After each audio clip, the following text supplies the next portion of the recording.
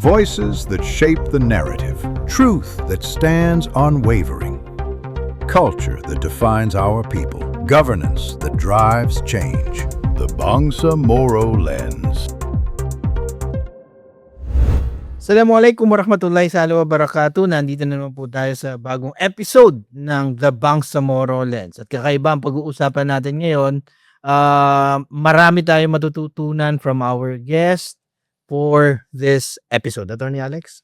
Sa nalalapit na Bangsamoro parliamentary election, importante dito, Nords, yung magkaroon tayo ng tinatawag na direksyon. Direksyon na kung saan maghuhubog ng isang ideolohiya, prinsipyo, yung pagpapanatag ng tinatawag nating vision. At hindi lang yan, titingnan din natin yung anggulo ng yung masasabi natin, ano ba yung paniniwala? Paano natin nilalatag pagdating doon sa pagsusukat natin doon sa mga kumakandidato, at maswerte tayo dahil sa episode na to, sasamahan tayo ng isa sa masasabi natin, one of the most respected idealist, ulama, ustad, na kung saan alam naman natin yung kanyang mga paninindigan, may progresibong pag-iisip pagdating dun sa ano yung dapat na inaharap ng Bangsamoro people sa kabuuan. At sa araw na po na ito, makakasama po natin no other than si Ustad Christopher Isa Javier. Assalamualaikum warahmatullahi wabarakatuh sa lahat ng mga followers niya. Ating programa, mashallah, is now growing. I myself is a follower, no? Lagi itong tinusubaybayan yung mga palabas, alhamdulillah. At of course, nung nakatanggap ako ng message kay attorney, medyo na-flattered ako, no? Jazakallah khair. At sa pagsilip natin sa studio, nakita natin na alhamdulillah, talagang nagkakaroon na ng malaking progress ang media, no? Alhamdulillah. And of course, inshallah, marami tayong mga views, marami tayong mga gustong talakay. Of course, pero for para ba makita ng mga followers natin at mga viewers natin kung ano ang mga options na idea o pag-iisip sa mga usapin na may kinalaman sa Islam, Muslim, and of course, ang Bangsamoro. Ako, isisingit ko lang, Attorney Alex, kasi nakikita naman ng ating mga taga-subaybay that both three of us has different platforms, diba? Ito naman. Ikaw, meron ka. Ako, meron sa Salam Radio. Si Ustad, talaga. Ito, ilang beses ka ba nakaka-post sa isang araw, Ustad? Grabe yung consistency ni Ustad. Na ako, every time, may mga videos ka, may mga reels ka na talagang ako, hindi ko bibitawan hanggang dulo. Kasi talagang makukuha mo talaga yung teachings ng in a perspective na makabago, pero hindi mo makakalimutan ng Islam.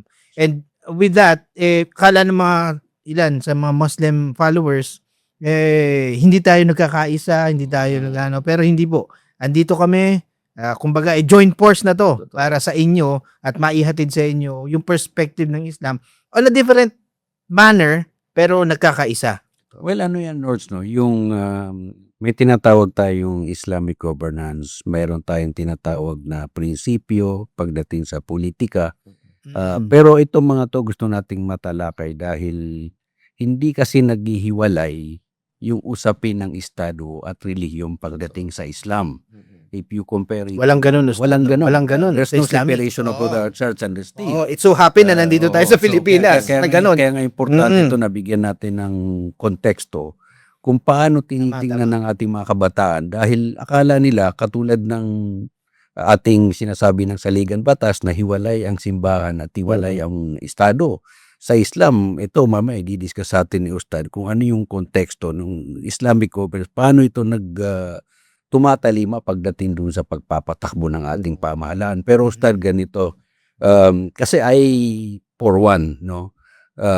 In fact, sabi mo nga talagang ako, follower din ako ng ng mga ako din. mga pinopost mo, at nakita ko yung passion for that. At this is an opportunity sa ating mga kababayan na makilala nila kung sino si Christopher Isa Javier, no? So para lang mabigyan mo kami kung balik Islam, paano nag-umpisa, tiga saan ba si Ustad, at ano yung mga nag-uugnay sa kanya pagdating doon Gusto sa mo ako kanya. na lang magkwento sa kasi alam mo rin. Sige, Ustad. Alhamdulillah, jazakallah khair. Una po, balik Islam from Manila talaga kami. So, Javier ang aming family. Javier Kilalan. So, ang middle initial ko Kilalan. Then, nag-Muslim kami siguro mga around 25 years ago na. Siguro hindi naman din lingid sa mga viewers natin na kapatid ko yung yumao na si Brother Ahmad. Actually, ang mga naunang nag-Muslim sa family namin ay yung mga uncle ko from mother side. No, kasi meron akong isang uncle na Hindi ko alam trabaho sa Saudi Arabia. Pagkabalik niya, Ang alam ko kasi yung Saudi Arabian eh. Yung time na yun. Okay. Okay. Nagtrabaho siya sa Saudi Arabia. Pagbalik niya sa Pilipinas, may mga babasahin siya. Then, from there, nag-start mag-aral yung mga elders namin. That time, masyado pa kaming bata. Pero, naging discussion sa bahay laging about religion. Mashallah. At pagkatapos nun, sabay-sabay kami nag-Muslim. Ako, si Ahmad, yung isa pang pinsan ko na nasa Dubai ngayon. Halos sabay-sabay kami nga. Then, after nun, nagtuloy-tuloy na. Kasi kami I believe kami yung mga unang mga family sa Luzon na mga balik Islam. Maraming mga nagmu-Muslim here and there. Pero yung isang family Sa family. na malaki-laki, marami nag-Muslim kami yun. So, maraming nagpupunta sa amin, iba't ibang mga ustad. Which is during those time, ikakaiba, bago yun. Bago yun ang ideya. Totoo. Tapos, medyo mahirap pa nung panahon na yun kasi kukunti pa ang mga Islamic center na nagtuturo ng Tagalog. Kung makikita mo yung mga libro namin ng mga Tagalog, paano magsala is talagang gutay-gutay na kasi ngayon, swerte ngayon ng mga nagmu-Muslim at yung mga nais mag-aral kasi yung availability ng mga Digital, physical. nandyan. Ibig sabihin, nandyan lahat nung panahon namin, mahirap. Kasi nagpupunta kami sa Quiapo para mag-aral. Pero sad to say, Wala din. Kasi yung mga ustad is hindi nagtatagalog. Very minimal yung nagtatagalog. Then, hanggang sa unti-unting nagkaroon na ng mga center, nandyan yung SCAG. SCAG. Tapos yung IIC pa nun, yung Islamic Information Center on the time of Bedi Jim Abdullah, sila Ahmad Recalde. Nagkaroon na ng mga Tagalog. Then, yun, nagkaroon ng mga pag-aaral sa SCAG noon. Nag-i-start na kami dumalo hanggang sa nakapag-aral si Ahmad, ako sa Baguio. Baguio. Oo, tama, Baguio. Then doon na nagkaroon ng mga bagong At a very young age yun, ha? bagong sibol ng mga Islamic propagator na nagsasalita ng Arabic at the same time Tagalog. Na matatas sa Tagalog. Alam mo, importante yan dahil nung maalala ko pa yan, nung nasa koleyo pa ako noon, sa Quiapo, di ba, alam mo yung Golden Mosque, and then eventually, may mga balik Islam tayo dyan noon na minsan, ang nangyayari sa kanila, nagkakaroon sila ng mga informal debate. Minsan, nagkakaroon pa nga ng hamunan ng debate. Minsan, sa Luneta yan Maalala ko, may mga ganon. Pag Sunday, pumunta ka doon, may mga, hindi naman siya yung tipong debate na may pagka-violente. Siguro, it's more of an informal way of discussion. Unlike tulad ngayon na ang dami nating platforms na pwedeng puntahan, lalo na yung social media sa panahon ngayon na kumbaga yung mga tao pwedeng at the comfort your home, pwedeng pinapanood mo to. Importante kasi din yan, Ustad, dahil una yung hindi ganong kadaling maging Muslim. Lalo na dun sa mga unang panahon na ako nung 1990s, sa totoo lang, may mga na-experience din tayo na parang discrimination dahil kakulangan ng pangunawa. Ano ka na nun, ha? Born Muslim ka na nun, ha? Born Muslim na tayo. Pero Born Muslim, sa lagay na nun, ha? Titingnan mo yun. Ang pinaka, kasi ako, one time, mag-experience ko sa classroom nung binigay na yung class card at nung nagtawag na, at syempre, iba yung pangalan natin kita-kita Aminola. So sabi nung napailing yung katabi ko. So siguro pati yung professor ko noon, tinanong din ako, curious. Sabi niya, pa Aminola, from where are you? No, sabi ko, from Marawi City. And then, okay, parang gano'n na lang. The following day, yung katabi ko hindi na tumabi sa akin. No? So, alam mo, pero sa atin, Nords, kailangan ito, we should always take this as a challenge. Totoo.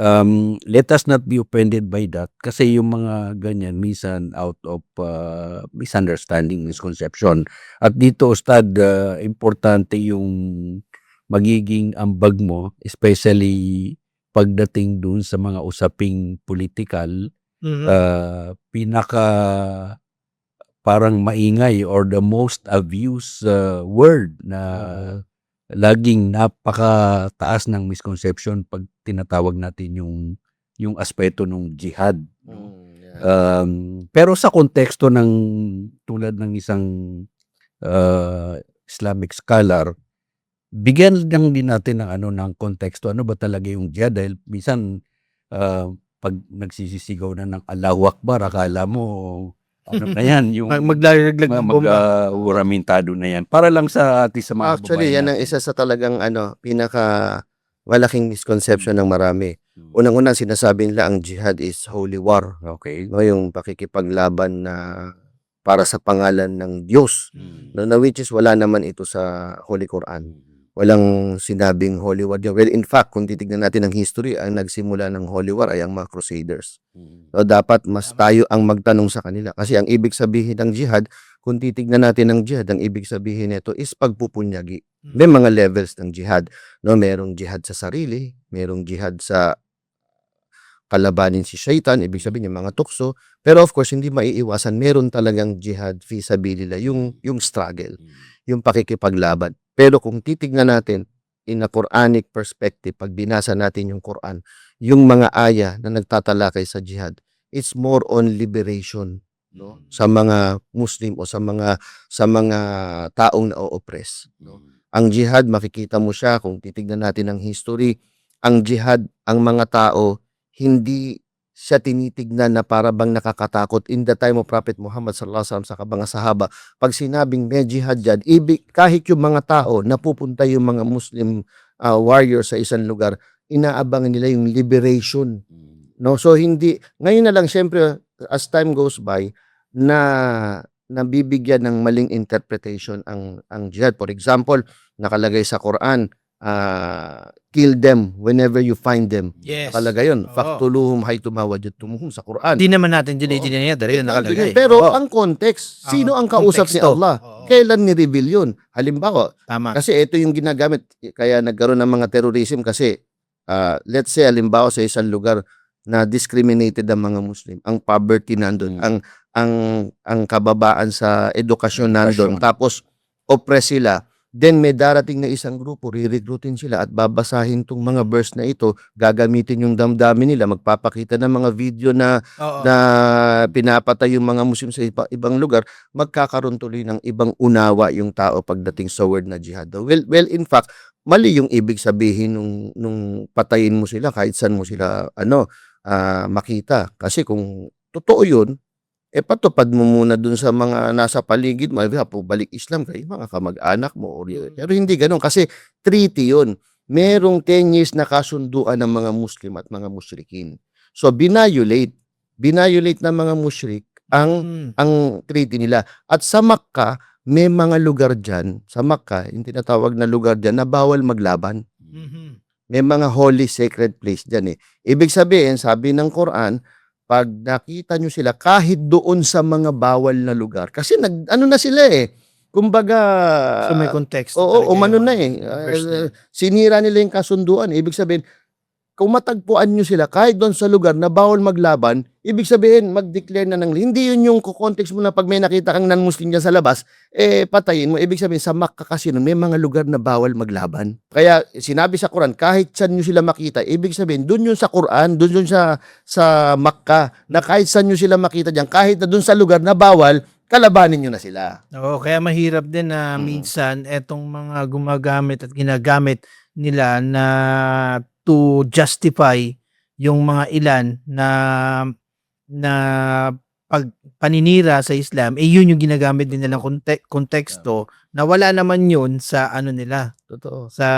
Wala naman yun sa turo. Wala talaga. Actually, kung pag-aaralan, excuse me, Attorney, kung magpag-aaralan na talaga ang jihad sa tunay nitong kahulugan, even basahin lang nila yung Quran with the tafsir. Hindi kailangan ng malalim na pag-aaral at idikit natin sa nangyari sa history, sa Islamic history at makikita nila yung kahulugan. Well, ano yan, Ustad, napakaganda nung pinupunto natin doon.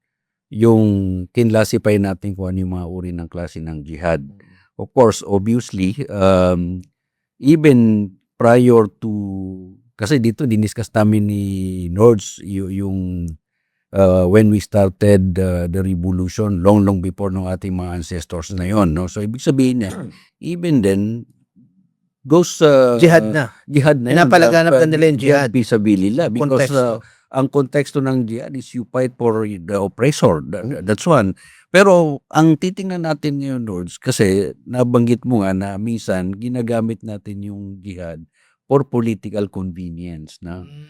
At Yes. ito mahalaga na mabigyan natin ng konteksto dahil ang pinag-uusapan natin dito, whether we like it or not, magkakaroon at hopefully, hindi natin Yung alam. Baka Bangsamoro bigla, Parliamentary sana Election. this time matuloy Patuloy na na. po yung ating kauna-unang historic Bangsamoro Parliamentary Election. At dito kung makikita mo, nagkakaroon na ng mga political realignment, parties realignment, at importante po rito na doon sa mga political parties, regional political parties, district candidates, sectoral representatives na malaki ang may aambag natin on your part, Ustad, doon sa pagbibigay ng tamang konteksto kung ano dapat yung direksyon. Kasi sa ayaw at sa gusto natin, pag tiningnan natin yung mga data na lumalabas, lumalabas pa rin, Host, na pagdating dun sa usapin ng kahirapan, usapin ng literacy, usapin ng economic index, napakababa pa rin ng data, yung index or yung accomplishment indicators. We're always at the bottom, especially unfortunately yung mga nasa area ng Bangsamoro Autonomous Region in Muslim Mindanao.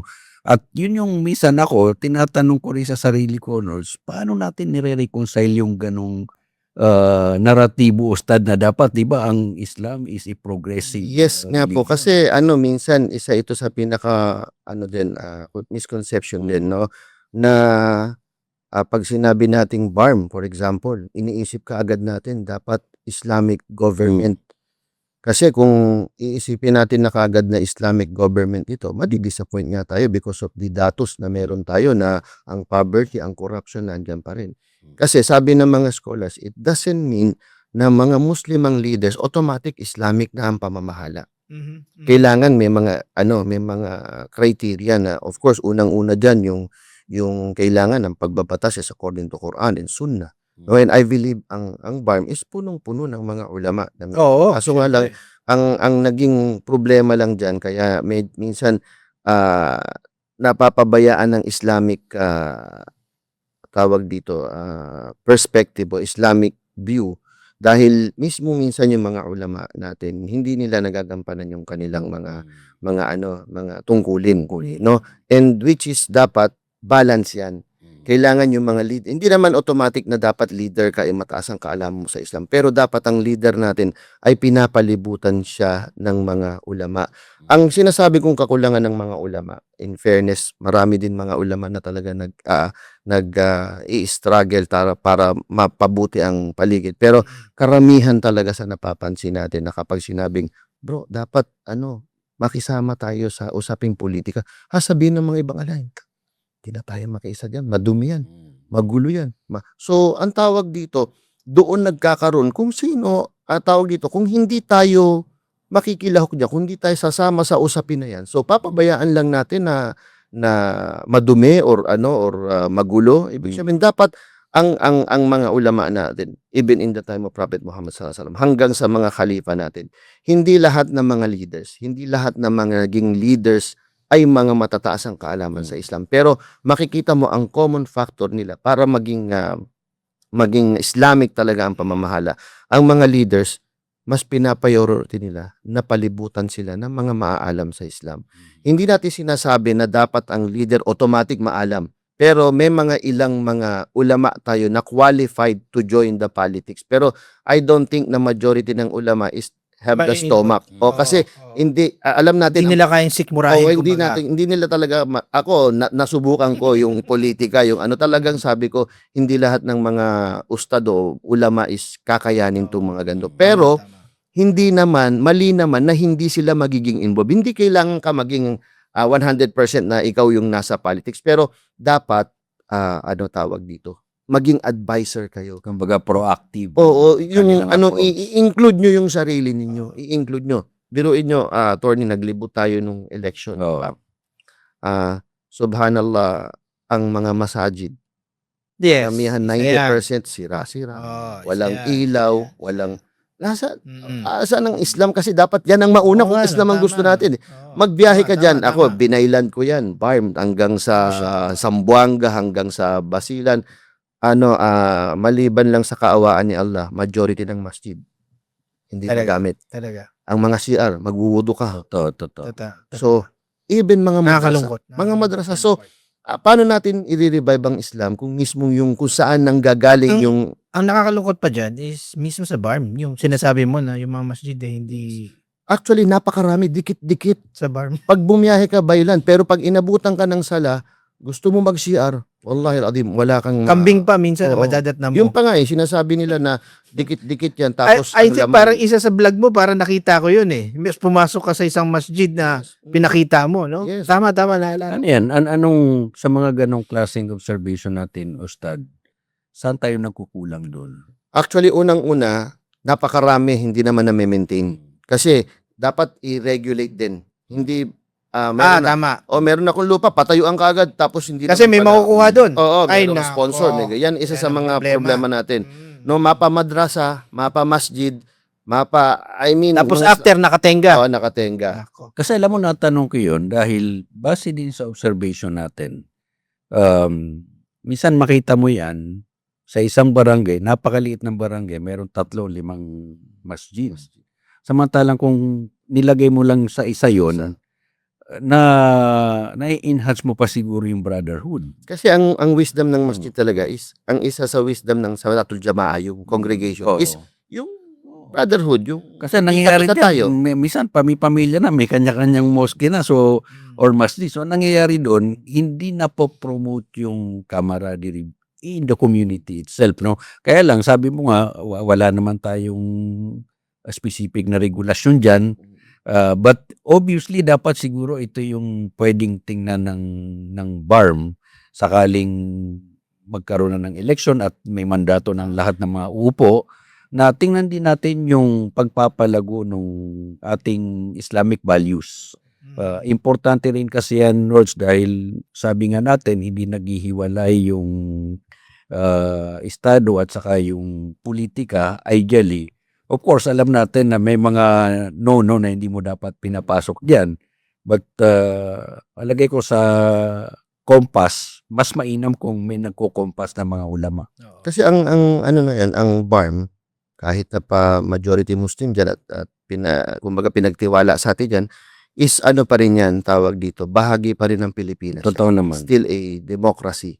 Hindi siya yung tinatawag dito na parang Islamic ano. Kailangan pa rin natin sumunod sa batas na Meron pa rin tayong at national. yan, may mga system pa rin yan sa ayat sa gusto natin nataliwas sa basic principles ng Islam. Pero Ustad, eto, napag-usapan natin about the BARM. And noong unang umupo yung leaders ng BARM, ang isa sa talagang ipinush nila, and I think you have observed this, is moral governance. Honestly, anong kita nyo ngayon sa moral governance na pinupush nila? When you heard of it, and now that pinagdaanan na natin, 7 years, 8 years along BARM, nandun ba? Unang-una, tawag dito, mahirap magbigay ng kasi I'm living outside BARM, pero nakakabisita naman tayo dyan. At, to be fair, nakita naman natin yung kanilang struggle na gusto talaga nilang maano. And I think, yung sistema talaga na kailangan, baguhin. At marami pang kailangan ipag-usapan, marami pa dapat na ayusin. Kasi kung ang sistema ang problema, kahit sino ilagay mo dyan, Tama. is same problem. So, napag-usapan din natin kanina kasi moral Moral governance. governance, moral yan. Tingin ko para magkaroon ng magagaling na leaders, kailangan magkaroon muna Yun ng nga yung sabi mo. mga members na. Halimbawa, okay, sinabi natin Amiril Mu'minin, di ba? Ang Amiril Mu'minin dapat magkaroon muna ng mga mu'min para magkaroon Balibutan. Oo, para magkaroon ng leaders of the believers, kailangan nandyan yung mga believers. Hindi naman manggagaling ang leader natin sa ibang lugar na tapadala ni Allah yan o Oo. ibig sabihin, dyan manggaling sa inyo. So, isang example niyan, si Ali radiyallahu anhu. Nung panahon niya kasi ang pinakamagulo sa panahon ng mga khalifa. Nandyan yung malalaking mga digmaan amongst the Sahaba. No? So, isang beses, tinanong si Ali radiyallahu anhu. Amir al-Mu'minin, tinawag din siya. Amir siya ng mga mu'min. Sabi niya, bakit sa panahon mo magulo? Mhm. Bakit sa panahon ni Abu Bakar saka ni Omar matahimik? Mhm. So ang sagot ni Ali, sabi niya, kasi nung panahon ni Omar saka ni Abu Bakar, ang mga taga-sunod katulad ko. At sa panahon ko, ang mga taga-sunod katulad nyo, yung mga nanananong, yung mga Mashallah. nagtatanong. Oo So nga. I mean, hindi natin pwedeng Maganda isisi yun. itong moral governance na ito sa mga leaders lang alone. It must be sa buong sistema hanggang sa baba. Sabi nga ni attorney, naglibot tayo ng election, pati tayo naglibot. Subhanallah, na pakita natin ang platform, nagustuhan nila. Pero at the end, sino ang nagsasabi mismo sa baba kung wala kang ibig? Pera-pera pa rin. Oo. Yun nga sa Ganon. baba. So, ano yan it's a whole, lahat talaga, may kinalaman. Hindi lang natin pwede isisi dun sa mga na-appoint. Leader. Ano yan, lahat. Kaya nga, ang reform dyan talagang yung Islamic Reformation talaga at malaki ang role ng mga ulama. Oo. Pinakamainam din dyan, Nords, no, Ustad, of course, yung liderato will necessarily set the tone.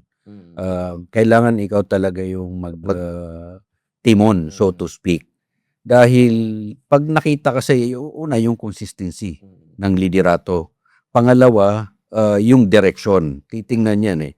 Kasi ang nagiging problema natin, minsan sa umpisa, merong direction. Kalaunan, nadidilute. No? At dito dapat, sabi mo nga, hindi lang sa liderato yan, but dapat even the community itself, magkaroon ng tinatawag na pagkukusa. Minsan nasabi nila, hindi, wala tayong magagawa, nandyan na yan eh. Yun. Pero hindi naman tayo pwedeng mabuhay sa gano'n na Pwede nandyan na yan. Oo. Dahil one way or the other, meron dapat tumayo at magsabi kung alin ang tama at alin ang hindi tama.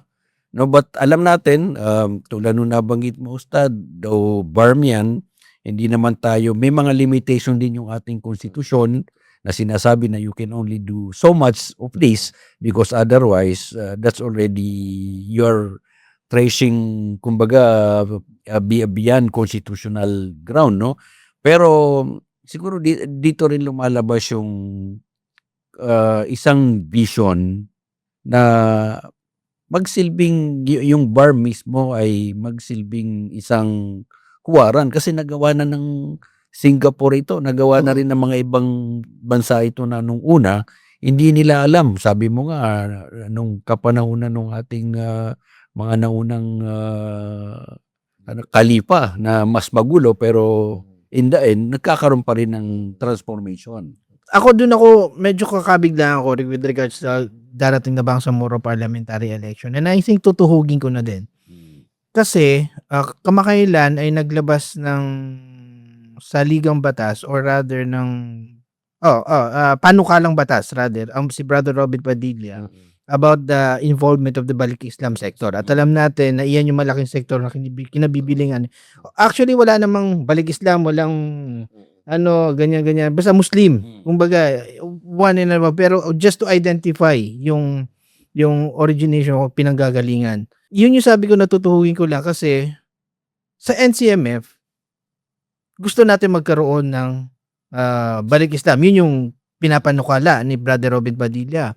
Which is, eto darating na Bangsamoro parliamentary election, doon sa sectoral representation, if I'm not mistaken, walang Balik Islam representation. And there's a big number also Balik Islam in the area of BARM. Tapos, bukod pa riyan,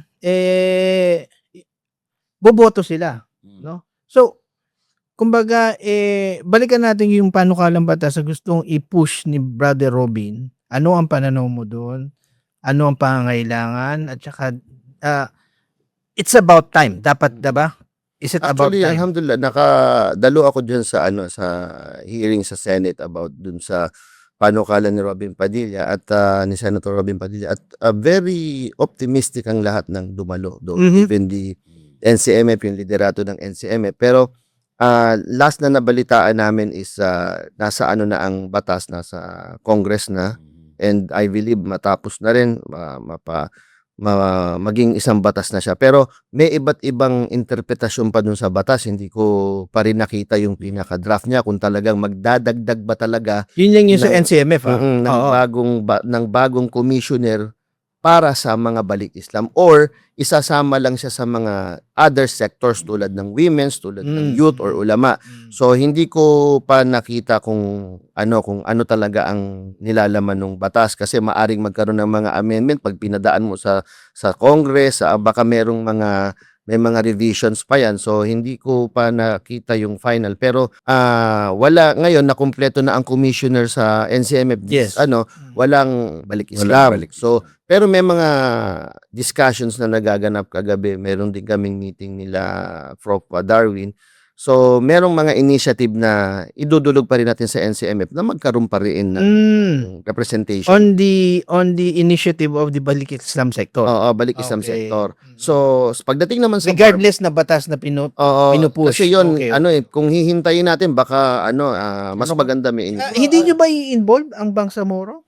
Actually, may mga last few months na-contact ko yung ilang mga brothers na balik Islam doon na nag-i-start na yung magkakaroon ng election sa BARM. Nagkaroon ng mga discussions din doon sa BARM. Dialogue. Oo, Mga dialogue na o ginawa. na tungkol sa usapin ng balik Islam. Pero nagkaroon lang din ng ilang mga meetings, pero ngayon parang wala na naman akong nababalitaan. To make the story short, sa haba ng panahon, since time, hanggang ngayon, wala talagang malinaw na representation ang balik Islam. Sa BARM. Sa BARM and even sa national. Even sa national. Oo, may So mga- yun talaga yung panawagan. tawag Okay. ito, may mga maliliit na organization, alimbawa sa Ulama Supreme Council, in our side kami, mga NGO, meron kaming balik Islam sector, and ginagawa namin yung makakaya namin in our limited resources at yung makakayanan namin. Pero in national level, and even sa VARM, until now, Dapat na yun. wala nga talagang malinaw na Hindi, pero ako I agree na dapat dun sa NCMF meron talagang representation ng ating balik Islam, dahil may mga pangangailangan din ito na kaiba dun sa pangangailangan ng mga karamihan na mga kapatid natin, even dun sa BARM. But ito mga ganitong amenda, like for example sa NCMF, kailangan siguro amendahan yung kanilang charter o yung kanilang the law that created NCMF, dahil alam naman natin bago naging NCMF yan, naging Office on Muslim Affairs pa yan, and then naging collegial body yan. So rightfully ako naniniwala ako na panahon na merong representasyon. Kasi marami na kapatid Ang dami ng Islams. bilang May bilang ba kayo? actually, yan nga dapat ang pangunahing gagawin kapag nagkaroon Nagkaroon na Oo. nung So meron Naisabatas na. pag naisabatas na, yan ang number one. Kailangan meron tayong bilang. kasi Pero actually, hindi ba yung na- Muslim na lahat, kabuuan, wala pa Pero tayong hindi ba bilang dapat- Pero hindi ba dapat mas mauna yung makuha natin Kabuuan. yung bilang para that Wala pa would tayo be part of the justification Oo. why there is a need for it, Oo, while sa- you have enough numbers. Sa for tingin it. nyo po ba, ilan tayong mga Muslim dito sa Actually, Pilipinas? ano- Magtanungan tayong tatlong perspective Ako ganito, natin. may tiningnan akong pinaka Okay. latest na census na ginawa ng Philippine Statistics Authority na sinasabi doon That's 2004. that's 20 2022. No, 2022, ito, nasabi nila, yan, mga tama nasa yan. mga nasa 7.5 to 8 million approximately. Okay. Ito yung sa census Pagdating dun sa NCMF, lumalabas na sa kanila ang bilang nila mga nasa 10 to 12 million. But kumbaga, be that as it may, nakita mo na you have a sizable number of Muslim community. At kung titingnan din natin, Nords, pagdating sa balik Islam, wala yatang lugar rehiyon or probinsya sa Pilipinas na wala kang balik Islam eh. Kaya dito, importante rin na mabigyan ng hindi lang yung recognition, but at least to hear their voice. Kasi iba kasi yung needs eh. Alam mo, minsan meron akong GC na kasama ako doon, GC ng mga balik Islam, na may mga kapatid tayong bagong pumapasok sa Islam na Yun Alam mo- yung ibig sabihin alam mo, mong needs. simpleng simpleng request notes Yes, yun yung Baka meron lang maibigay na kumbong, baka meron lang maibigay Pamphlets. yung Quran. sambayang, yung, Sambayang nga. yung Prayer pamphlet itself. Samantalang kung meron tayong sabihin na natin na okay, NCMF, meron kang balik Islam na commissioner, at least meron kang institusyon na tatakbuhan na alam mong alam niya kung ano yung mga specific needs. Yun ang importante. Siya na yung doon, eh. gagawa. Example, pag namatay, nalilibing Mm. mostly sa Nako. libing na Christian. Number one problem natin yan hanggang ngayon. Totoo. Na kapag namatay ang balik Islam, ngayon Yung ang pamilya niya. ang campaign natin ngayon, at niya. least man lang meron siyang Waiver. waive o yung Mm. tinatawag na last will. Last will. Oo, Last pero will, yes, pero last will. until now, no, isang malaking problema Pero yan. Ustad, anong bilang mo? Ah, Alam mo, doon mo makikita yung distinction eh. Tama yung binabanggit ni Ustad. Halimbawa, hypothetically sa isang pamilya o sa magkakamag-anak, isa lang yung nag-Muslim dyan. So, ibig sabihin yan, kung walang nagpo-protect sa kanya na institusyon, And representation from- hindi malayo. sa kanya Kapag galing. namatay yan, maililibing Lalo dun kung sa... babae. Lalo kung babae, tama. no? Actually, merong sitwasyon yung ama nag-Muslim sa Saudi Arabia. Pagdating dito, naging masigasig, nakapagpatayo ng moske, nakapagdawa ng Kaso, ang pamilya niya, ang nagagabay naman si Allah, kahit gaano kagaling to, kung hindi magagabayan yung mga pamilya, hindi talaga. So, dumating sa pagkakataon na, na namatay yung tatay. So, yung napatayo niyang masjid, kinuha ng pamilya. Nako. Siyempre, wala tayong, hindi niya nailagay ng tamang documentation. Wala siyang last will. Nailibing siya sa libingan ng mga Binurol pa ata. binurol pa. Lahat ng ginagawa ng Christian, pinadasalan, So, tawag dito, kung wala siyang nagawang last will, pero dapat bilang balik Islam, kung meron tayong representation at automatic may mandato, merong magpo-protect na batas sa kanya. Actually, hindi mo kailangan i-legislate yan dahil baka mamaya pumasok pa doon sa prohibition ng class legislation eh. Ang importante lang, lalo na sa May NCMF, na meron talagang specific na division na lahat ng needs ng mga kapatid natin mga balikis. May nag-aasip. May nag-aasikaso talaga. May kukuha ng actual na data in terms of numbers. And then kung ano man yung, kasi ang daming pwedeng hingan ng tulong kung sakaling not necessarily na hindi naman kailangan sagutin ng NCMF yan eh. Ang importante lang dyan, meron talagang representasyon na pag may mga pangangailangan, alam nila kung saan sila magko-coordinate.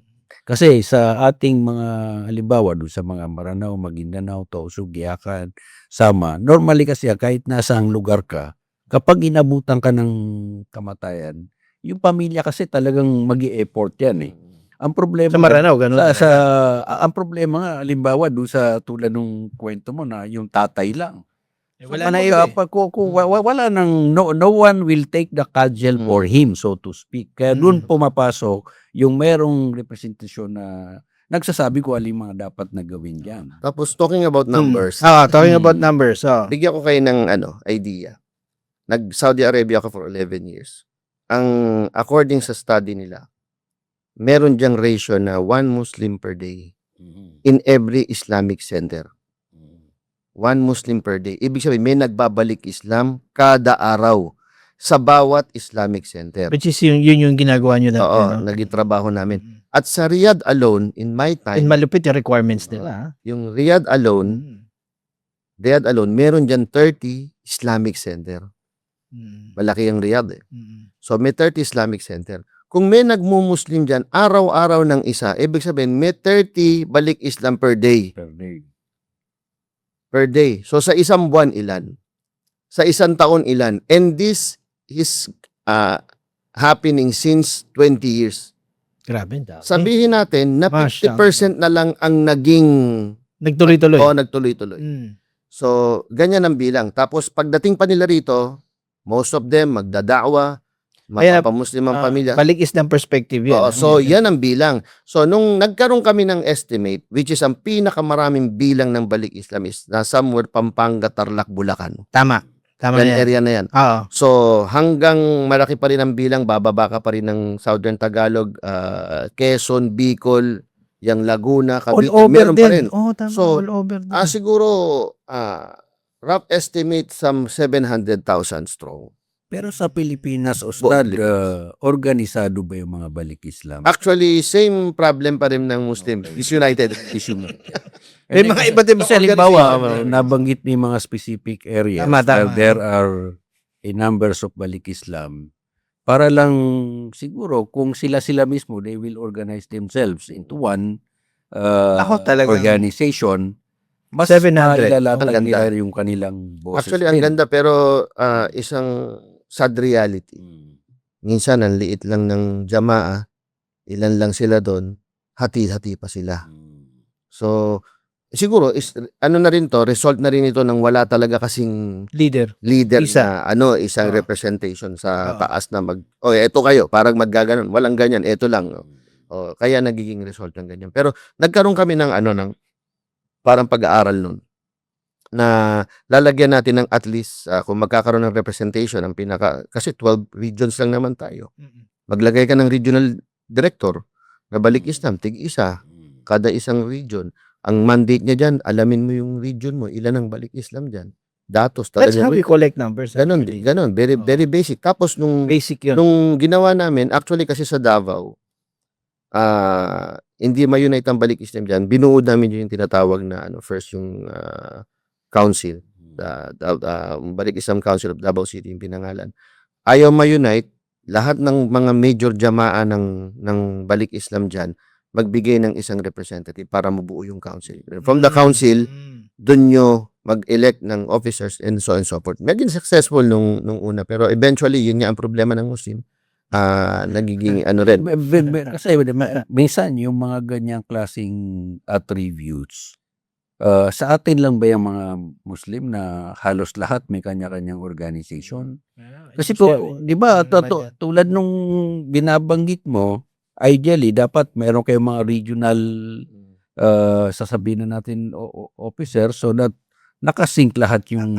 Ako, Attorney Alex, I mean, to be very, very, very frank and honest about it, ang problem kasi minsan, we do have representation of the Muslims, but those Muslims themselves are not supporting it.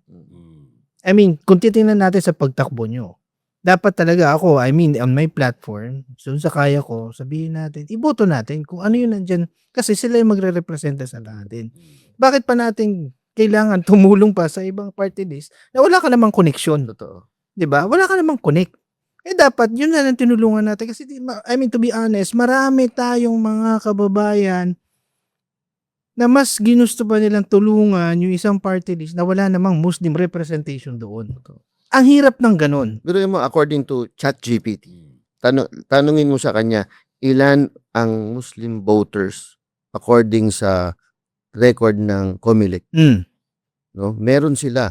Sinasabi dyan na almost at least nasa 1.7 Yan, to 2 million. Hindi, doon pa lang sa BARM, kung titingnan mo, meron ka ng 2.5 2.3 million. sa BARM. Or 2.5. Pero mo, Excluding Sulu pa yan. Tapos Excluding yung mga Sulu Muslim pa yan, outside the yes. Metro Manila. tingnan mo, then, Oo. ang party list, ilan ang kailangan? Kailangan mo para lang ng 250,000. Sabi nga, That's the sad reality. Sabi nga, kung, That's kung, the sad kung lahat ng Muslim party list, kayang ipasok kung gugustuhin ng mga Ako, ang daming factor na binibring in ko dyan sa usapin na yan eh. Gaya nga na lagi kong binabanggit in my program, if we look at on the Muslim population, we do not talk only about the Filipino Muslim.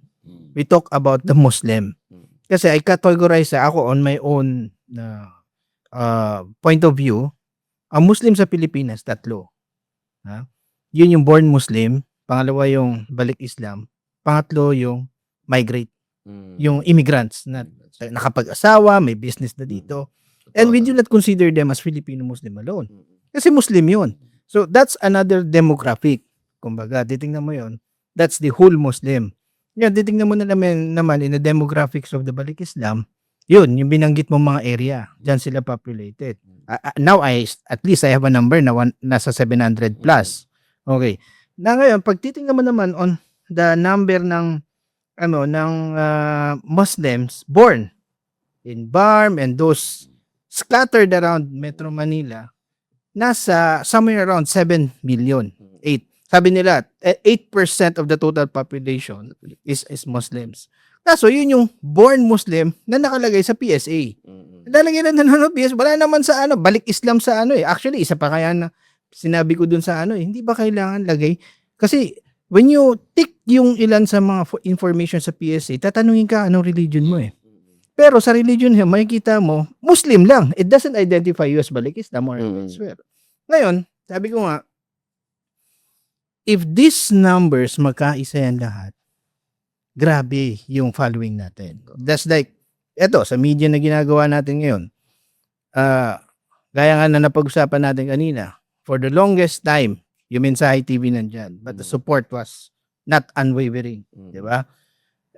On the longest time din na ika nga ay may mga sumusulpot na pagkakataon pero Muslims themselves are not supporting it, 'di ba? Sabi nga natin, yung Amana Bank, yung common branch o kaya yung mga bangko, ang account niyan taga-isa is nasa 2 million, ang dami na niyan. Having a bank of 2 million accounts, ang dami na niyan.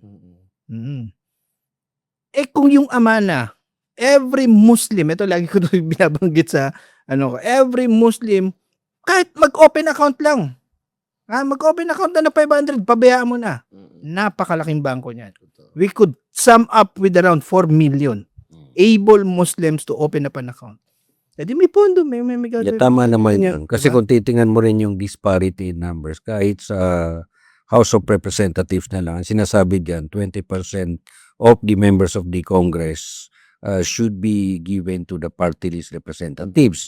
But you look at the number, if we have more than 264, sabihin na natin na congressmen, kung tutusin, at least, hindi pa tayo umabot ng 10% ang Muslim Wala pa. representatives dyan. Pero sobra-sobra yung numbers Oo, natin. pero yung numbers mo, kung tutuusin yan, yung numero ng Muslim population sa Pilipinas can even reach up to 20% kung tutuusin yan. Kung meron lang talagang pagkakaisa. But ito yung pinakamailap yung unity. Tama. No? But ang sa atin dyan, kahit dito kailangan pumasok siguro, Ustad, yung klase nung pananaw na lalo na sa Kailangan pa natin ng digital maraming age, no? Ustad Javier. Digital age, digital social media that will espouse to strengthen the community itself as one. Actually, yan talaga ang, kumbaga, ang na ngayon, ang trend na ang papunta Which is sad to say, marami pa rin sa mga kamusliman na medyo hindi pa rin ganun yung kanilang pag-iisip pagdating sa advancement, especially in social media, no, kung paano siya gamitin, yung tamang paraan at yung tamang, meron sa atin mga Muslim, alam lang basta mag-Facebook o pero yung ma-maximize mo yung ganda at lakas ng social media at ng modern yan. Ma-utilize mo. O kung magagamit natin to sa pagdi-disseminate ng Islam at yung pagpaparating ng mga message natin at yung mga ganitong mga klase, it will be Pero very strong. kailangan ba, Ustad, hard-hitting o kailangan medyo mild? Yan, kasi parang yun yung nakikita. Ang hikmah kasi, di ba, ang wisdom, ang sabi ng mga ulama, wad o shefi makanihi. Ibig sabihin, ang wisdom is putting it's in proper places, no? Kung minsan kailangan mag-hard hit, you hit hard. Pag kailangan, tawag dito, soft ka, you be soft. Kailangan, dala ito ng isang, influencer o even politician o even alim na alam natin yung wisdom. Alam natin kung kailan tayo kailangan soft, kailangan hard, kailangan alam natin yun. At which is yun ang minsan na kulang. Minsan makikita natin, napaka-harsh naman nang wala naman sa lugar. Bakit kailangan tirahin niya si ganito? Bakit? Ibig sabihin, wala akong nakikitang wisdom. So, yun ang magandang i-develop sa natin. Pero Ustad, anong tingin mo ngayon sa mga ilang mga social media personalities na Muslim na sumisikat na din? I mean, there are numbers already. Natutuwa ako actually. Totoo 'yan dahil pero siyempre babalik pa rin tayo sa challenge ito eh. Kasi para sumikat ka sa social media, maraming mga gagawin ka na minsan labas sa Islamic ethics. No, so tawag dito, challenge talaga na makakuha ka ng malaking audience, baka viral ka ng content na hindi ka lalabag. Yes. So, Tama. doon sa mga nakakuha na yon na ganon is proud tayo ron, pero sad to say meron pa rin ng mga talagang makakakita ka na may mga babae na Muslim na Moro na nasasayaw na para lang in the name of content. Ay, bago lang yung na issue nila na nagko-content sila sa Blue Mosque. May mga ibang kababaihan na nagko-content sa Blue. Out of hand na ba 'yon? Actually, kasi tayo tawag dito, dapat nasa control pa rin ng paligid kasi we are in a democratic country. May mga freedom of speech sila at kung hangga't hindi lumalabag sa batas ng Pilipinas, hindi ka pwede. Pero kung mami-maintain natin yung moral natin na solid pa rin, intact pa rin, siyempre maiilang yan sila. Pero nakakalungkot, unti-unti tinatanggap na sa community natin. Yan. Yun ang yun. Dito mo may mga Muslim vlogger na mga Totoo yan. community ng LGBT. Hindi natin inaano LGBT, pero in Islamic and in sa Muslim, hindi talaga siya tanggap. Doon tayo nagkakaroon ngayon ng Totoo yan. challenge kasi parang in a way dahil pag napapanood at wala namang sumisita, parang ang Naging mindset, acceptable. Pwede to. pwede Okay lang pala okay lang. kasi ginawa na ni ganito Kaya siguro sa panahon ng social media, sabi mo nga lahat yan, yung iba siguro out of hindi nila alam yung limitation para lang makagawa lang ng magbabiral into something na kanyang content na hindi na akma doon sa kanyang paniniwala while it's true na sabihin na natin sa Pilipinas naman may mga freedom of speech pero kailangan mo pa rin tingnan yung konteksto mo bilang isang Moro or bilang isang Muslim dahil at the end of the day pwede ka rin naman mag-viral na ang Context ang mo. content mo naman ay constructive in a way. Actually, challenge talaga yan. Oo. Halimbawa, ako, media practitioner tayo from time, no? Tapos, naging content creator. Ang hirap kasi ang dami mo. Magkaroon lang ako ng konting musical scoring, dami na magbabasa. Ustad, may music yung mo. So, sabi ko, tawag dito. Actually, isa yan sa mga naging issue namin, even in the time of Ahmad. Kasi musical scoring tawag dito. Balita, may mga musical yan. So, lahat yan. It's part and flavor of having Pero that. ang hirap nilang ngayon, sabi ko, basta ang purpose mo na lang, of course, una, yung niyat mo, this is for the sake of Allah. Yun talaga nag-ano style. Yung intention. Your Basta nakafocus ka na at the same time, pinag-aralan mo rin. May access naman tayo, ano mga pwede, ano mga hindi. So, Pero Ustad, eto, mapunta tayo sa gaano ka-importante yung ginagawa natin ngayon na magkaroon pa ng maraming ganito at supportahan yung mga ganito, yung ginagawa mo, itong Bangsamoro Lens, the Bangsamoro Lens, yung Salam Radio, mga ganyan. Gaano yan ka-importante? napakahalaga Unang-una, mas marami tayong mararating dito. For example, bago makaprograma tayo, makapagsalita tayo ng mga plataforma natin, even in election, para makagather ka ng mga 300 katao, you must rent a venue, pagkain, lahat, pamasahe, tapos nandun sila, hindi mo pa alam kung ilan ang makikinig sa'yo talaga, then 300 person, maghapon pagod kayo lahat. Pero dito, etong ginagawa natin, baka pag na-post ito, after a while, 2,000 ka agad. Then may magko-comment, then may mag-share.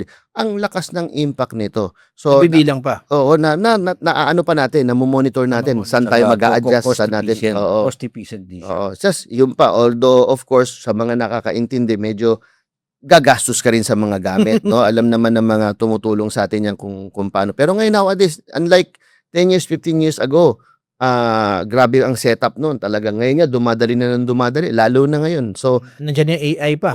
kaya dapat, tawag dito, embrace the change. Kumbaga, hindi ito yung bidaan ng din. Hindi ito yung innovation na sa religion. Hindi, innovation ito sa isang issue din. methodology natin na para mas marami yung mapuntahan ng message natin, inshallah. Oo, mashallah, alhamdulillah.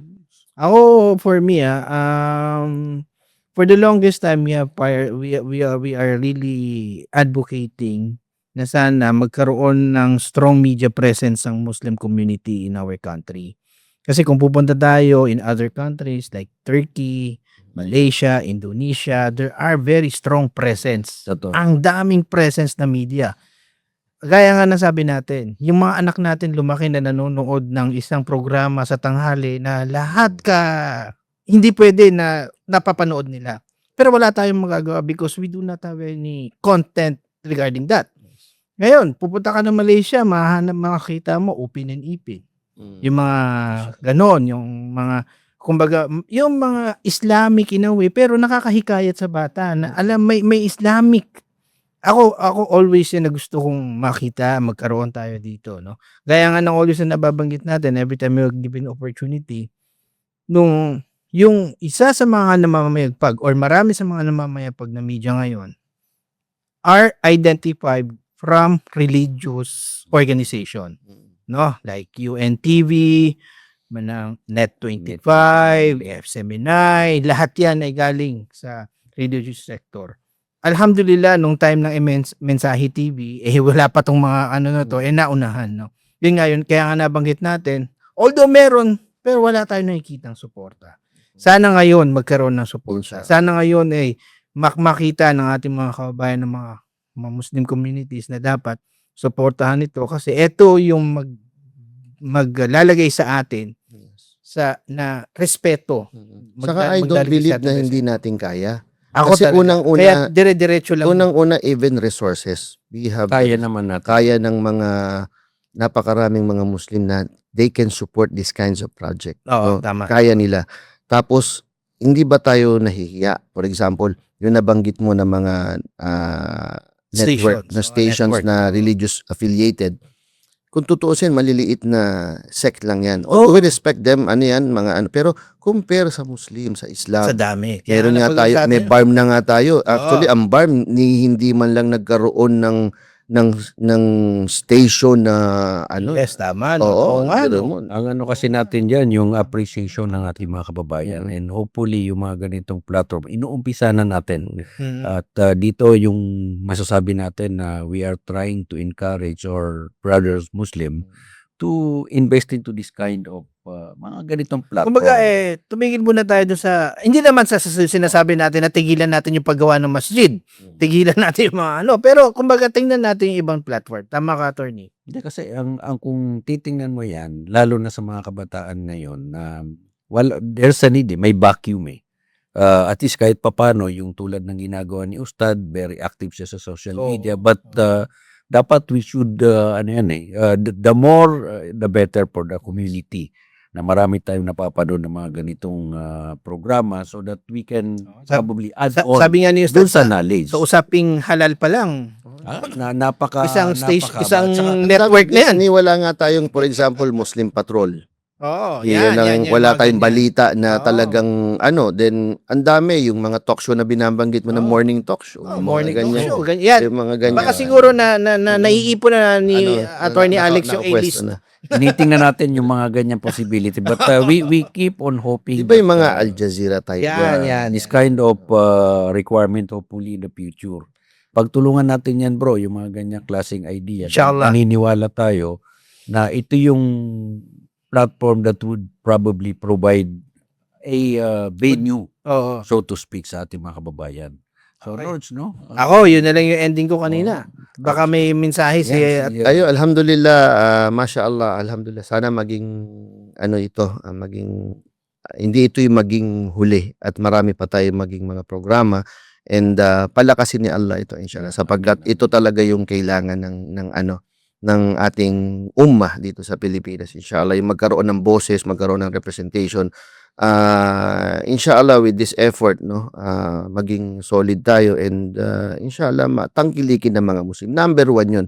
Madagdag ko pagdating sa mga ibang mga content, ang dali nilang i-share, ang dali nilang i-like, pero pag mga ganitong mga Islamic content, mga may kinalaman sa Yung tayo na yung pinag-uusapan. natin parang hindi matangkilik. Ang dali lang naman mag-like and share. At saka, Ano yan? To support. Number one yan. that's one. Kahit yung suporta na lang na i-like, i-share po natin yan. And then, the more that we can campaign for this kind of Number, program, alimbawa, the better for the sa Muslim. comment, ano mga kakulangan, o Ustad, mas pagandahin nyo pa, nakita namin ganito, next time, itapik nyo ganito, para yung At saka, mga ano natin. Para interactive ang Mm. Tsaka para sa atin na din, naiinganyo na tayo na ituloy-tuloy yung ginagawa natin. Kasi sa munting like and share na yun, talaga naiinganyo tayo to push through and go on with our advocacy. Kasi minsan, ang whether we like it or not, ang sabi nga nila, pagdating sa mga social media platform, ang unang tinitingnan yung numero eh. So, kapag mataas yung followings niyan, may bandwagon mentality rin eh. That's one. Pangalawa, kailangan tinitingnan din nila, minsan mag-invite ka pa nga lang ng guest, ang unang titingnan, ilan ba ang followers niyan? Then, sino na ba mga umupo dyan? Tingnan mo yung bilang, mga ganon. We should get away with that kind of limitation. Saka maging ano ba, yung Open-minded. Hindi yung pag nakita, alam mo yung parang political or organization affiliation, pag tinignan, sino yung, parang kabila yan, hindi namin. Alam mo, isa ito dun sa ginagawa namin ni Nords na as much as possible, yung Bangsamoro Lens is a political to serve as a platform for any ideas. We are not espousing any political parties agenda. Ang sa atin Certain, lang ito, magsilbi talaga siyang venue for all the ideas that would cater for the Bangsamoro people, Muslim, the Balik Islam itself. At dito po naniniwala kami, time and again, na ang pagkakaroon po natin ng The Bangsamoro Lens ay yun yung nagbibigay sa atin ng drive, Ustad, no? At kaya nga, alhamdulillah, nung tinext ko si Ustad, willingly, sabi niya, nandyan ako sa Manila ng ganitong araw. Kaya po, sa amin, patuloy kami nagre-reach out. Kami na po ni Nords minsan ang on our own little way. We try to reach out to the Muslim community as well as non-Muslim community alike, no?